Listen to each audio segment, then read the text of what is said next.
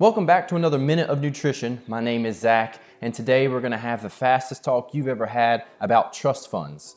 The simplest way to understand a trust is to think of it like a business. A trust is its own standalone entity that basically holds assets. The whole purpose of that entity is to simplify the passing of assets to other people.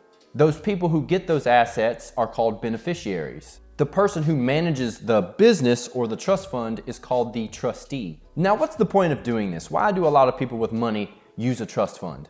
The big benefit is for estates. So someone who owns a lot of assets, real estate, money, businesses, it makes sense to put all of that into a trust fund because it will pass seamlessly to your beneficiaries when you die. Probate is a process that involves the courts when someone passes away, and it can cost a lot of money and it's kind of a pain in the ass. So a trust fund helps you skip a lot of that. And another thing that a trust fund does is it stops challenges. So if there's 5 siblings, the trust fund will have laid out exactly who's supposed to get what from the trust fund because the trustee is the person that's making those decisions.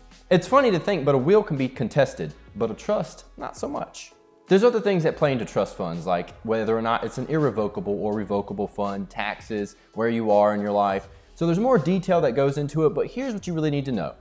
If you have a lot of assets that aren't accounts, like your retirement account, insurance, and things of that nature, where you've already specified who gets something when you die, then you could look into a trust fund. So if you have a lot of real estate or a lot of assets where you are not already saying who gets it when you pass away, then you should look into a trust fund.